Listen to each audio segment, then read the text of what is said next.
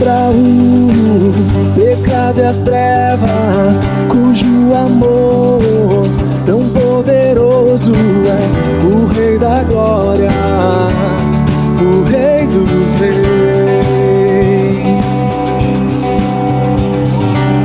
Abala a terra com sua voz, diante dele o adoramos, o Rei da Glória, o Rei dos Reis. Maravilhosa graça, infalível amor, você tomou meu lugar e suportou minha cruz. Você negou sua vida para que eu fosse livre. Oh, Jesus, eu canto pelo que fez por mim.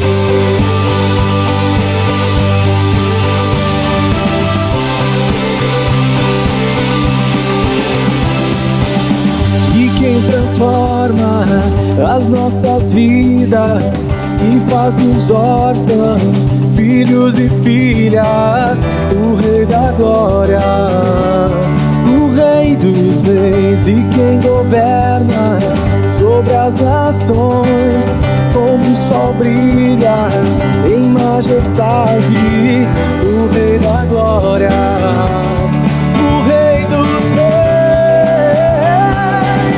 Maravilhosa graça, infalível amor, você tomou meu lugar e suportou minha cruz. Você negou sua vida para que eu fosse livre. Oh, Jesus, eu canto pelo que fez por mim. Digno é o que morto foi, digno é o Rei que a morte conquistou. Digno é o que morto foi, digno é o Rei que a morte conquistou. Digno é o que morto foi, digno é o Rei que a morte conquistou. Digno é o que morto foi, digno é o Rei. Maravilhosa graça, infalível amor, você tomou meu lugar e suportou minha cruz. Você negou sua vida para que eu fosse livre. Oh, Jesus, eu canto pelo que fez por mim.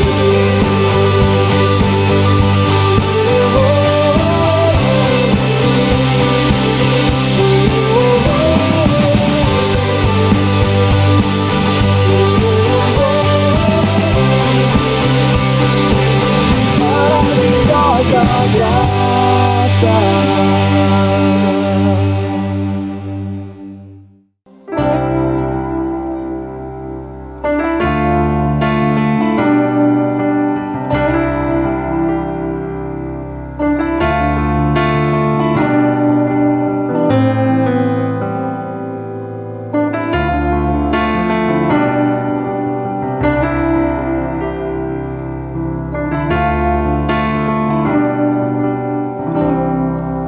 Quero viver perto de ti, sei que és real e vives em mim. Quero ouvir anjos cantarem em uma só voz. Aleluia, Santo, Santo, poderoso.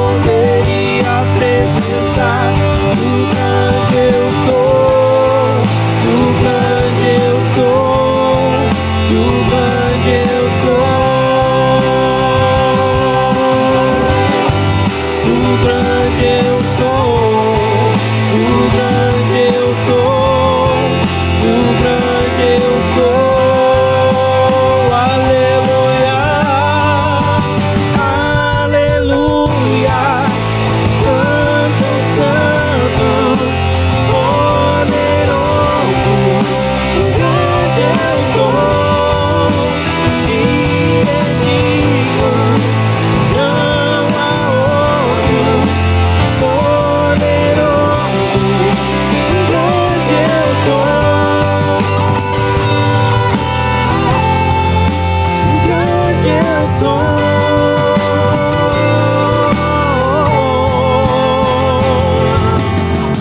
Montanhas vão cair, demônios fugirão ao ouvir de que Jesus é o Rei dos Reis.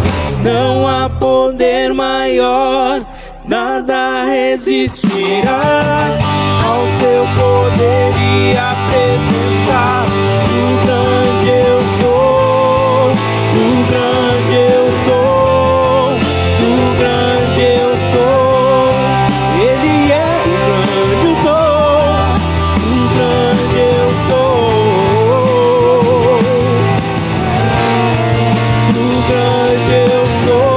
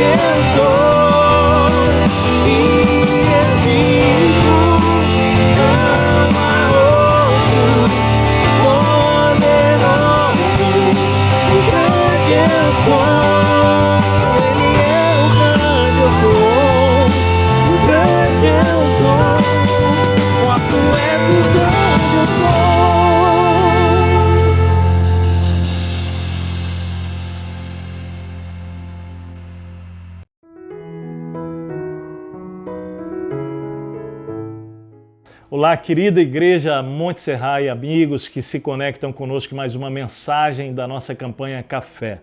Hoje iniciamos uma jornada pela Epístola de Tiago, vamos fazer alguns estudos e reflexões. Já fizemos 2 deles na primeira parte, versículo 2 a 12, abordando o tema provação. Mas nós vamos, a partir de hoje, seguir estudando nessa epístola, confrontando a nossa declaração de fé e a nossa prática de vida cristã. São vários temas preciosos que nós vamos estudar nesse período, nos próximos domingos. Eu convido você a fazer parte conosco dessa jornada, será muito precioso. Eu queria então começar ajudando você a entender essa epístola. Primeiro, deixa eu definir um pouco sobre o que é uma epístola e a diferença especialmente de epístola para carta. A gente vai ver muito Paulo escrevendo cartas, não é? Carta a Tito, carta a Timóteo, carta às igrejas lá na cidade de Corinto, aos cristãos em Roma. E a epístola, ela tem características muito parecidas com a carta, mas é diferente. Por exemplo, a carta geralmente ela tem um público bem definido, ou um local, não é? uma igreja local, ou uma pessoa, no caso Tito, Timóteo. Você sempre vai ver, por exemplo, nas cartas de Paulo, é uma característica que mostra também essa diferença, além do público definido, além de tratar problemas bem específicos daquela igreja local. Nós vamos entender também sempre que Paulo, no final, ele faz recomendações, ele se refere a pessoas, ele faz saudações específicas a pessoas, né?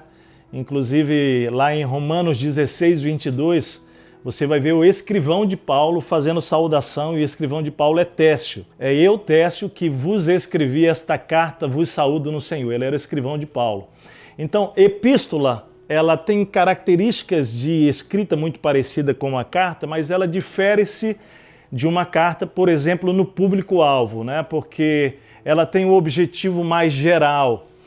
Se você observar, Tiago, ele já começa no versículo 1 dizendo: Tiago, servo de Deus e do Senhor Jesus Cristo, às 12 tribos dispersas entre as nações. Então, o público de Tiago, ao escrever essa epístola, já não é um público específico, mas são todos os cristãos, e aqui provavelmente os cristãos convertidos lá no Pentecostes, em Atos capítulo 2, que se dispersam ali após o apedrejamento de Estevão e quando acontece a perseguição no capítulo 8 de Atos. Então há uma grande dispersão e esses cristãos vão se movendo, o evangelho vai se movendo e ele vai para a África, para a Etiópia, vai para a Ásia Menor. Então, ele escreve uma carta com o fim realmente de alcançar todos os cristãos. Eu queria começar então com essa breve explicação de epístola e carta, mas esse primeiro versículo ele já me chama muito a atenção, porque o autor que escreve essa carta é Tiago, mas que Tiago é esse? E Tiago que escreve essa carta aqui é o Tiago, irmão de Jesus. É muito lindo perceber Tiago preocupado em escrever uma epístola, e aqui chamada uma epístola universal, porque ela é a todos os cristãos. Porque o objetivo de Tiago ao escrever essa carta, e sendo ele o irmão de Jesus, você pode imaginar a mente dele ao escrever essa carta e ao olhar para o próprio irmão Jesus e a vida e o exemplo e o modelo que Jesus foi, o quanto ele ao observar o cristianismo, ao observar a igreja e a vida ética e a vida prática em incompatibilidade com o credo e com a fé declarada cristã, né? Ou seja, em Cristo, é essa incompatibilidade. Então, quando Tiago escreve essa carta, eu acho muito lindo já como ele começa. Ele começa dizendo servo de Deus e do Senhor Jesus Cristo. Ele não se apresenta como irmão de Jesus, ele se apresenta como servo de Deus e servo do Senhor Jesus Cristo, né? E a palavra que ele escolhe aqui de servo, essa palavra que quer dizer escravo, né? Que é o significado dela do grego, ela é uma palavra de certa maneira muito degradante para o contexto tanto judeu quanto grego. Ele escolhe essa palavra escravo porque ela é muito significativa, ela tem um marco, ela tem uma força muito grande, porque esta palavra escravo queria referir-se a alguém sem liberdade alguma. Interessante ele escrever e se colocar como um servo de Deus e do Senhor Jesus Cristo. Embora irmão de Jesus Cristo, ele estava dizendo que houve uma escolha na vida dele. E a escolha dele foi voluntariamente tornar-se um servo.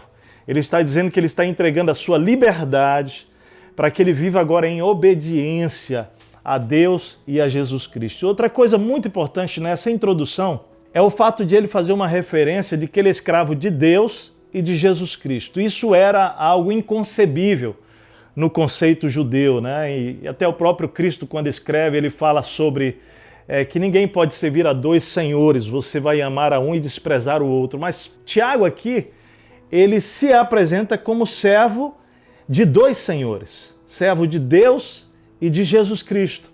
E o que ele está querendo dizer aqui, em primeiro lugar, é sobre essa unidade que existia entre o Pai e o Filho, essa divindade de ambos, e quem servir a Deus serve a Jesus. E quem serve a Jesus está servindo a Deus. Então aqui é muito bonito ver a compreensão de Tiago, não é, sobre essa questão de senhorio. Então, nesta introdução, a gente já pode tirar aqui um princípio super importante para a nossa vida.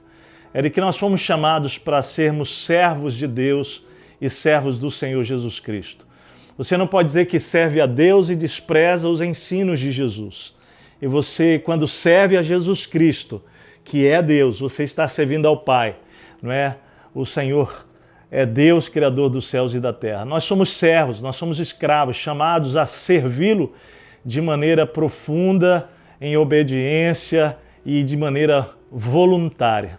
Agora, Tiago, quando escreve essa carta, o propósito dele era exatamente confrontar a vida divorciada da fé declarada, ou seja, quando olhava para a vida, para a prática, para o dia a dia e olhava para a fé declarada, os credos, não é? Aquilo que se dizia crer, não tinha muita compatibilidade, não tinha muita coerência. Os temas que Tiago vai abordar nessa carta são muito especiais por isso, porque ele quer trabalhar coerência entre a fé cristã e a vida diária desse cristão. Elas precisam combinar, elas precisam se encontrar. Então, Tiago vai falar sobre provação, Tiago vai falar sobre tentação, ele vai falar sobre a opressão dos ricos aos pobres, inclusive os ricos roubando dos pobres, dentro do contexto cristão, isso acontecendo. Não é? Por isso a incoerência desse cristianismo onde se diz crer em algo, mas a vida não era compatível.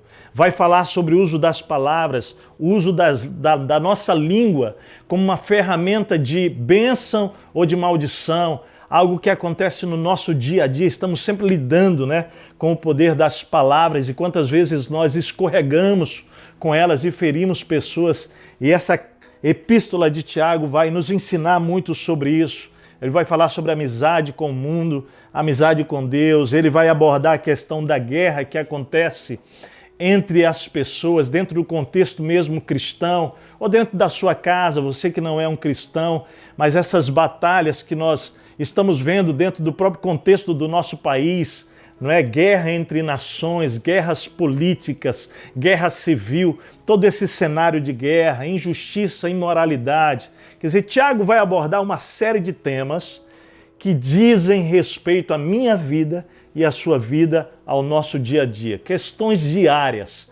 Então, é muito interessante que o autor, pastor Hernandes Dias Lopes, ele no comentário dele, que é um dos livros base para nós, assim, ele fala sobre Tiago como o livro de provérbios do Novo Testamento, porque ele é realmente bem prático, E nós então vamos ter uma jornada muito gostosa, muito preciosa, que eu convido você para essas próximas semanas. O nosso tema de hoje será tentação, o processo da nossa queda, como é que nós caímos, como é que nós vamos sendo enredados pela tentação e por fim nós somos destruídos, não é? Esse é um dos temas que Tiago aborda com muita propriedade. Eu quero convidar você então a ler versículos 13 a 18 do capítulo 1 de Tiago. Tá? Ele diz assim: quando alguém for tentado, jamais deverá dizer, estou sendo tentado por Deus, pois Deus não pode ser tentado pelo mal e a ninguém tenta. Cada um, porém, é tentado pelo próprio mau desejo, sendo por este arrastado e seduzido. Então esse desejo, tendo concebido, dá à luz o pecado, e o pecado, após ter sido consumado, gera a morte. Meus amados irmãos, não se deixem enganar. Toda boa dádiva e todo dom perfeito vem do alto céu, descendo do Pai das luzes, que não muda como sombras inconstantes. Por sua decisão, ele nos gerou pela palavra da verdade, a fim de sermos como que os primeiros frutos de tudo o que ele criou. Então nós vamos olhar para esse aspecto diário da vida de todo ser humano, que é o enfrentamento com a tentação. E eu queria começar definindo então 3 questões muito fundamentais para a gente tratar esse tema tentação. Primeira definição. Vamos olhar e vamos tentar definir a relação de Deus com a tentação.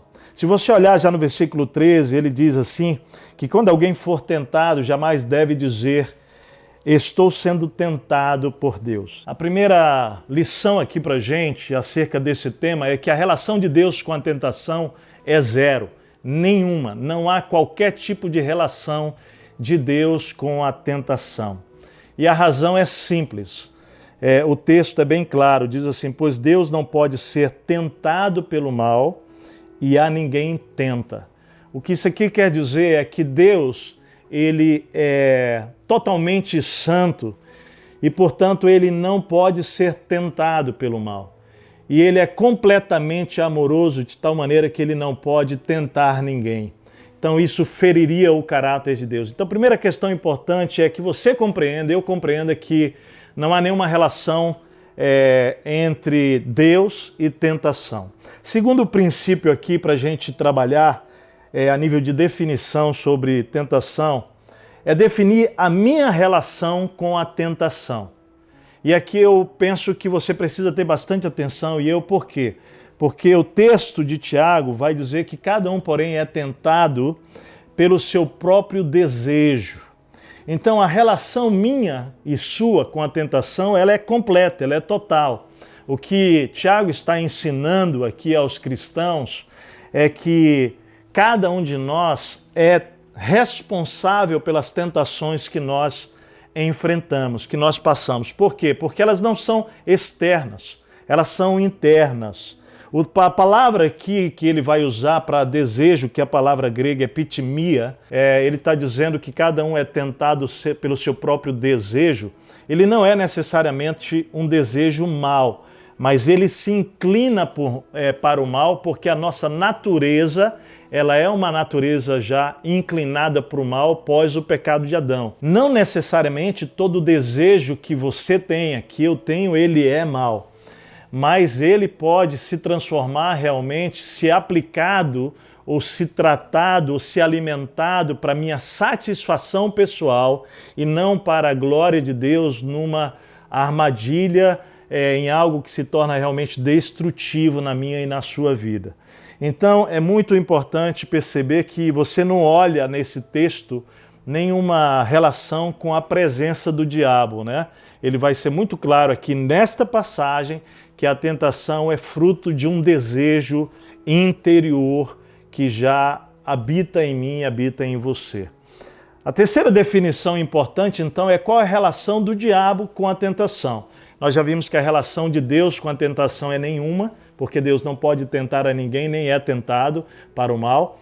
Nós já vimos que a minha relação com a tentação, ela é completa, ela é total, porque nós somos tentados pelos nossos desejos. E a terceira relação aqui, de definição importante, é que a relação de Satanás, que é o inimigo de Deus, que é um anjo caído, né? Alguém que lutou contra Deus para tomar o lugar de Deus e que foi expulso do céu e que ele hoje governa, né, uma legião de anjos para matar, roubar e destruir, é que o trabalho do diabo em relação à tentação é montar o cenário, montar a armadilha para que você e eu caiamos em tentação. E aqui é muito interessante olhar, por exemplo, para a passagem de Efésios, capítulo 6, versículo 11, que vai falar sobre a importância de vestirmos toda a armadura de Deus para que nós possamos resistir firmes contra as ciladas de Satanás. Então, naquela passagem, a palavra cilada ali é armadilha. Nós vamos ver que o diabo, a Bíblia diz isso, ele está ao nosso derredor, rugindo como um leão, buscando a quem ele possa destruir, tragar.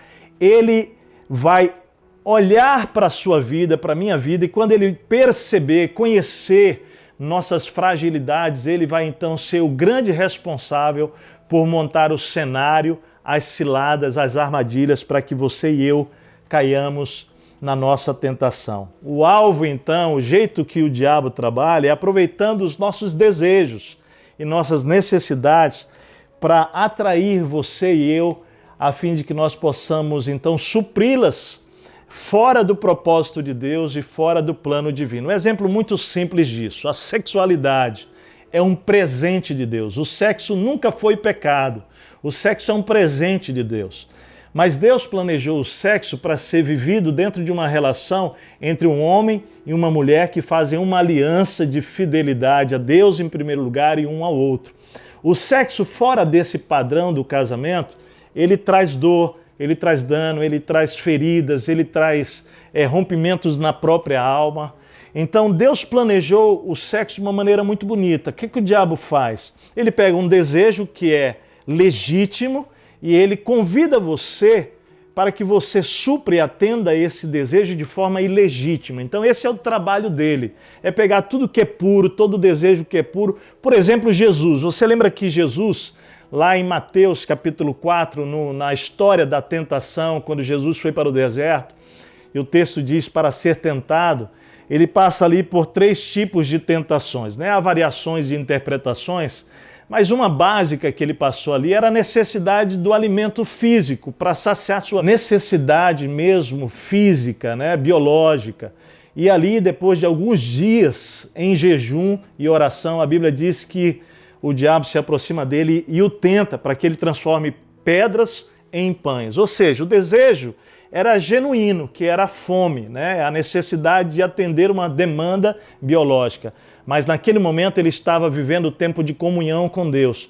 E o diabo o tenta de tal maneira que ele pudesse atender, suprir uma necessidade genuína de forma ilegítima, que era fora do tempo que Deus tinha para ele. Então é assim que ele vai trabalhando, né? Lá na história da tentação, quando ele simplesmente vai mandar, né, vai falar para Jesus se lançar do alto do monte, e dizer, dar ordem aos anjos, né? Na verdade, ele fala assim, ó, se tu és o Filho de Deus, lança-te daqui para baixo, porque está escrito, né, que o Senhor dará ordem aos anjos a teu respeito, para que venham te cuidar e te proteger. Interessante, né? Olha só que cilada de Satanás aqui nessa tentação, porque assim como eu, Jesus era 100% homem, 100% Deus. E no aspecto humano de Jesus, ele também é alguém, ou era alguém, ou foi alguém, melhor dizendo, cuja necessidade de sentir-se, né, amado, de sentir-se parte, a necessidade afetiva, relacional, era presente na história de Jesus,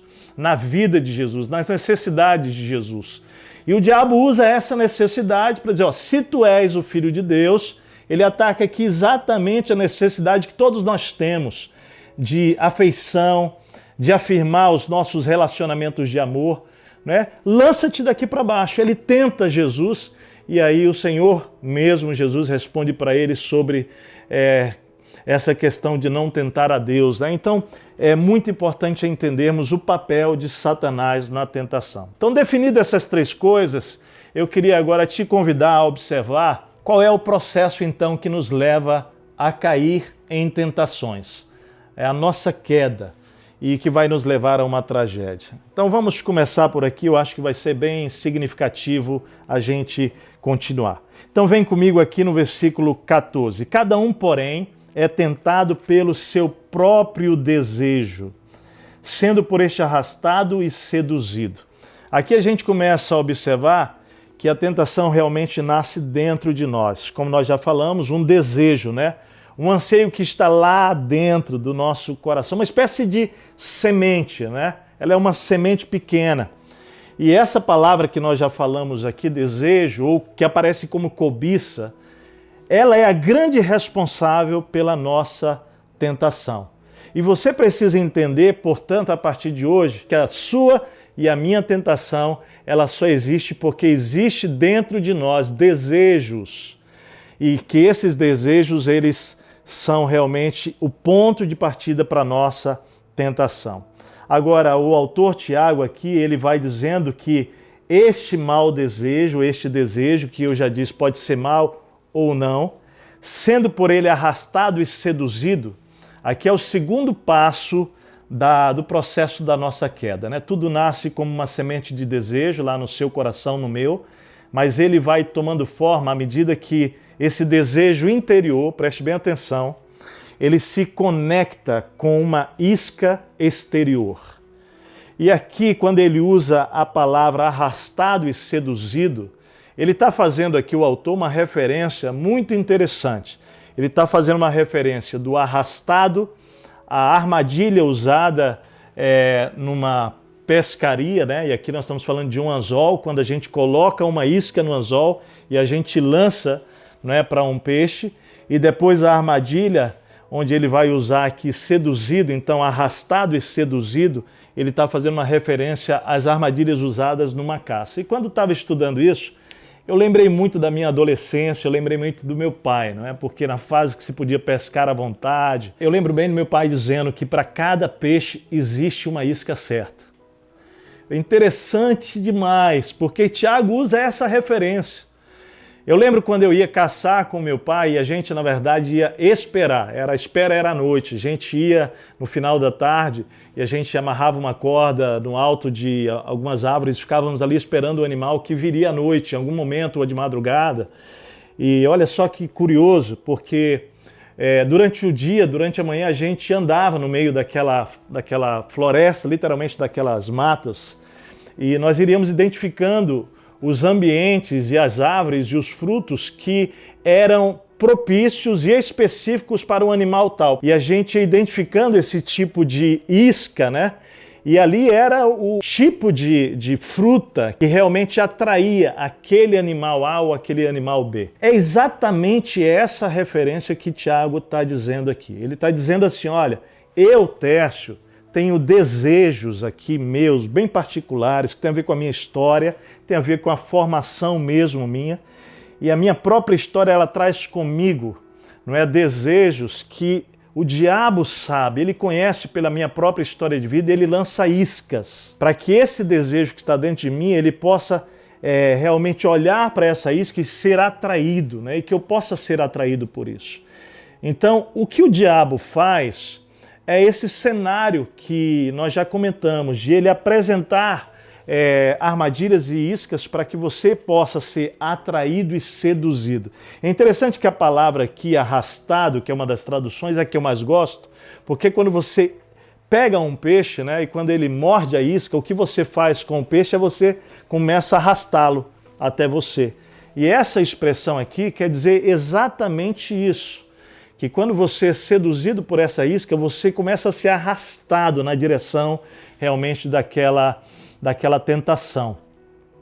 Quando se trata da armadilha aqui, não é, e pensando mesmo numa armadilha para um animal, você coloca alguma coisa ali dentro da armadilha, o animal então é seduzido geralmente pelo cheiro para aquela armadilha e ele então é seduzido. A palavra seduzida aqui é então a mesma para uma caça que é seduzida por algum tipo de armadilha, não é? Então, queridos, o segundo passo da provação, ou melhor, da tentação que estamos estudando aqui, é que o desejo interior então vai se conectar com uma isca exterior que é colocada diante de você. O terceiro passo desse processo da queda é que o desejo interior, quando alimentado, quando ele é então conectado à isca, à armadilha, ele vai gerar um filho. E aqui parece que Tiago muda a figura, porque ele vai dizer o seguinte, olha só, cada um, porém, é tentado pelo seu próprio mau desejo, sendo por este arrastado e seduzido. Então, esse desejo, tendo concebido, dá à luz o pecado. E o pecado, após ter sido consumado, gera a morte. Interessante, porque aqui o terceiro aspecto desse processo da nossa queda é que, uma vez que o desejo interior se conecta então a essa isca, a essa armadilha, ele gera um filho. Então a figura aqui muda, porque agora ele vai falar sobre um parto, ele vai falar sobre uma gravidez. E aqui a lição é que quando nós permitimos que o desejo interior se conecte àquela isca que está sendo colocada diante de nós, nós vamos então engravidando do pecado. É isso que ele está dizendo. E o final é que esse filho que nasce da tentação é o pecado. E a palavra pecado do grego é raro-alvo, né? Ou seja, Deus planejou algo precioso para a minha vida e para você. E a Bíblia diz que a vontade de Deus é boa, perfeita e agradável para a minha vida e para a sua vida. Então o pecado é tomar uma direção que não vai me levar para a vontade boa, perfeita e agradável. Do contrário, vai causar outras coisas, que nós vamos ver aqui no texto. Então o terceiro processo aqui é que o desejo interior, quando ele é conectado a isso, com a armadilha, então ele é alimentado e ele vai então gerando dentro de nós um filho que tem nome, é pecado. Esse é o filho da tentação que surge pelos nossos desejos. E o quarto processo é que quando o filho nasce, ou seja, quando o pecado acontece, quando ele é consumado, ele gera a morte. E eu quero destacar isso aqui porque ele diz isso, né? Que esse mau desejo, esse desejo tendo sido concebido, dá à luz o pecado, que seria o filho então que nasce, e o pecado, após ter se consumado, gera a morte. Essa palavra consumado aqui é o pecado após ter crescido, né? Ele nasce, ele vai se desenvolvendo e ele cresce, e ele se torna adulto. O final dele para a minha vida é a minha morte. Eu quero agora olhar para essa passagem e fazer uma relação com o versículo 12, que foi o nosso estudo anterior, porque no versículo 12 do capítulo 1, quando falamos pela aprovação, vai dizer o seguinte, que feliz é o homem que persevera na aprovação, porque depois de aprovado, ele receberá a coroa da vida. Esse termo coroa da vida aqui é a coroação da vida. Ou seja, aqui Tiago está fazendo um contraste para a vida do cristão. Ele está dizendo o seguinte, há um propósito com a aprovação e um propósito com a tentação. A aprovação é construir. E se você perseverar no meio da aprovação, o final dela é que você será coroado com a vida, né? A vida com Deus, a vida eterna. E aqui A tentação tem outro propósito. A tentação, o propósito é a destruição da minha e da sua vida. Por isso, uma vez que o pecado ele é concebido, ou seja, ele vai crescendo dentro de nós e ele amadurece e se torna jovem, um adulto, o texto diz que ele gera, ao invés de vida, morte. E aqui é muito profundo isso, muito profundo. Porque muitos de nós podemos estar dentro do contexto da vida cristã, nós podemos estar dentro de igrejas cristãs, nós podemos estar vivendo, lendo a Bíblia, orando, fazendo uma série de coisas, mas porque nós fomos nos entregando aos nossos desejos e nos conectando àquelas iscas e armadilhas, nós podemos ter caído realmente numa grande cilada e nós fomos então, nós concebemos, engravidamos o pecado, ele nasceu, ele cresceu dentro de nós e pode ser que nós já estejamos espiritualmente já muito distantes de Deus, espiritualmente de certa maneira mortos, não é? É claro que nós não estamos falando aqui nesse momento de que não haja como voltar para Deus, né? Quando nós olhamos a Bíblia como um todo, nós vamos ver que quando pecamos, lá em 1 João diz que se nós confessarmos os nossos pecados, ele é fiel e é justo para nos perdoar e nos purificar de toda injustiça. Então, se você está vivendo esse drama, está assim, com sensação de morte por causa do pecado, eu quero dizer para você que Deus tem vida para você e por meio da confissão dos seus pecados e do arrependimento você pode voltar a viver. Aqui mais, seguindo, queridos, terminando e concluindo esse tempo aqui tão precioso para nós, eu queria ler o versículo 16, 17 e 18. Ele diz assim: meus amados irmãos, não se deixem enganar. E aqui só para a gente colocar, eu acho que a gente pode fazer duas relações aqui. Primeiro, não se deixem enganar sobre Deus, voltando ao ponto de que Deus não tenta, porque Deus é amor e Ele é maravilhoso, Ele não pode ser tentado nem tentar. Mas também aqui é não se deixem enganar sobre a sedução, não é?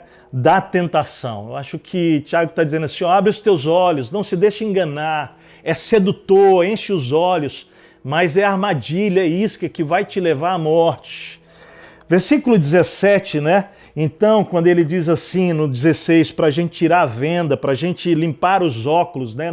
Não sendo enganados, ele deixa assim, no versículo 17, toda boa dádiva e todo dom perfeito vem do alto, descendo do Pai das luzes, que não muda como sombras inconstantes. Outras traduções vai dizer que não tem variação. É interessante aqui no versículo 17, que Tiago ele está nos apontando, está mostrando para a gente, quando estamos no meio da tentação, que a maneira de nós nos livrarmos da tentação é lembrarmos da bondade de Deus. Por isso que no versículo 17, Tiago nos chama a atenção para a bondade.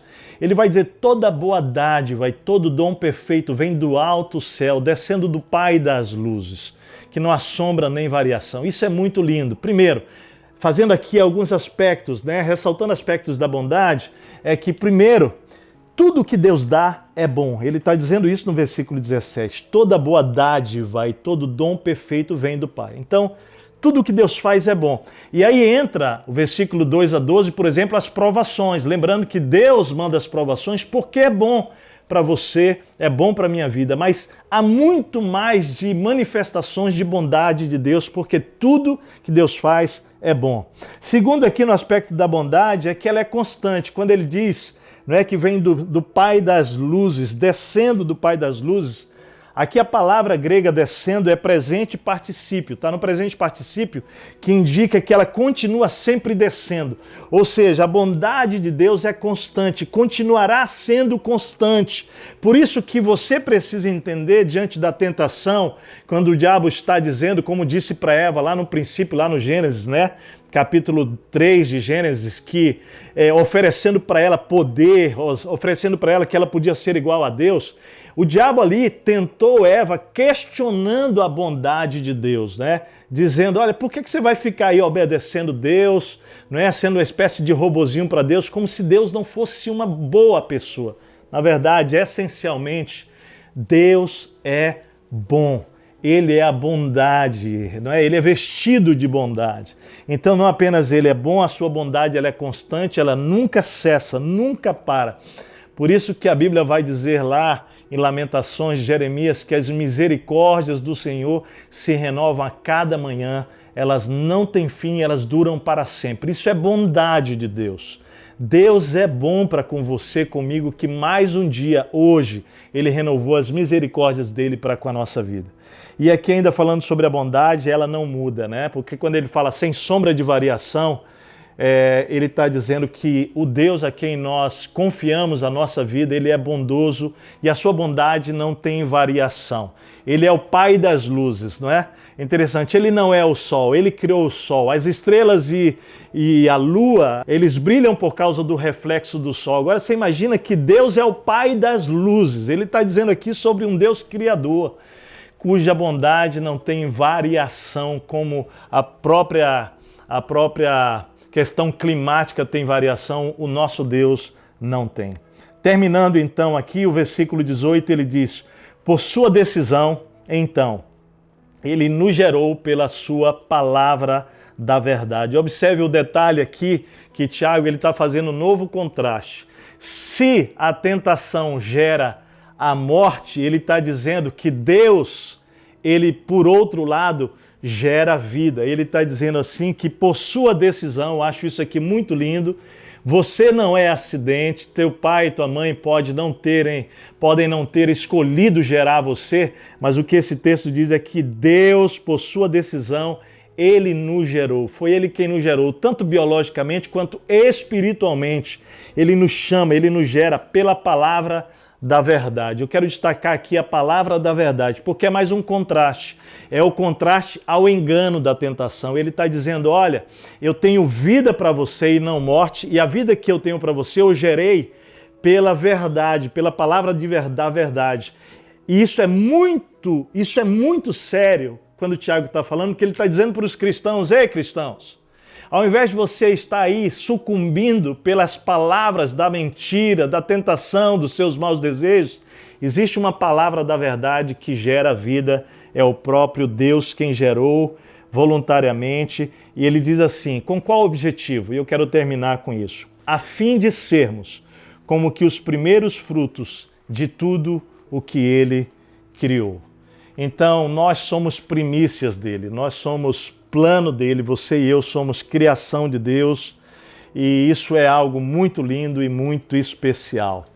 Todo esse estudo de hoje, ele tem o objetivo de nos ajudar a enfrentarmos as tentações que nós lidamos todos os dias. Eu sou tentado diariamente, você é tentado diariamente, e eu quero te convidar então a aprofundar isso, né?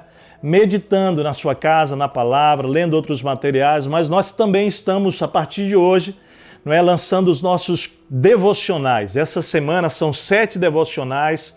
O devocional acompanha o tema do domingo, então hoje já tem um devocional sobre tentação no nosso site, e até sábado que vem você pode aprofundar o tema tentação também através desses devocionais. Então eu quero finalizar esse tempo orando com você, né? Orando pela sua vida, especificamente mesmo acerca das tentações que você está vivendo, tem vivido, que você tem perdido, que você tem caído, tropeçado, e essas coisas certamente têm ferido você, machucado você e talvez pessoas à sua volta. Eu quero orar para que a palavra de hoje, para que o Espírito de Deus trabalhe na sua vida e que juntos nós possamos aprender a combater as tentações e vencê-las no poder do Espírito Santo. Você quer orar comigo? Faça isso, vamos orar juntos nesse momento. Querido Deus, eu oro por cada uma dessas pessoas que está agora entendendo, Senhor, esse caminho para, ó Deus, a vitória sobre as tentações. Podemos perceber hoje a Tua bondade, podemos perceber como o Senhor trabalha conosco, mas podemos também aprender que as nossas tentações surgem de dentro de nós, mas que o inimigo trabalha, Satanás, para nos destruir, colocando ciladas, armadilhas, para que possamos, seduzidos pelos nossos próprios desejos, tropeçar, cair. E quantos de nós agora, Senhor, estão machucados, feridos por terem caído em suas tentações, não têm conseguido vencê-las? Pai, hoje eu oro para que seja um dia de arrependimento, para que seja um dia de libertação, para que seja um dia de perdão, Senhor. A Tua palavra diz que nós podemos confessar os nossos pecados e que o Senhor nos perdoa dos nossos pecados, que hoje haja arrependimento, que hoje haja confissão e que hoje haja perdão e graça do Senhor para essas vidas e que hoje seja um marco de um recomeço, ó Deus, de esperança, de vitória na vida dessas pessoas contra as suas tentações. Ó Pai, muito obrigado, porque em Ti nós podemos não apenas receber o perdão dos nossos pecados, mas nós podemos receber esperança e força para prosseguir, sermos mais do que vencedores. Traz esperança a cada uma dessas pessoas, em nome de Jesus. Amém, Pai. Amém. Você que quer continuar crescendo mais sobre Deus, sobre Jesus, sobre tentação, eu te convido a entrar na nossa página, acompanhar os novos devocionais que estaremos fazendo. Que Deus abençoe sua vida. Se você quer saber mais sobre tudo isso também, temos telefones aí no site, está aparecendo aqui para você também sobre contatos que você pode fazer em busca do seu crescimento espiritual. Um grande abraço, que Deus abençoe você e que a graça, o amor de Jesus e a sua palavra possa renovar você a cada novo dia. Um grande abraço, Deus abençoe. Aleluia, Santo, Santo.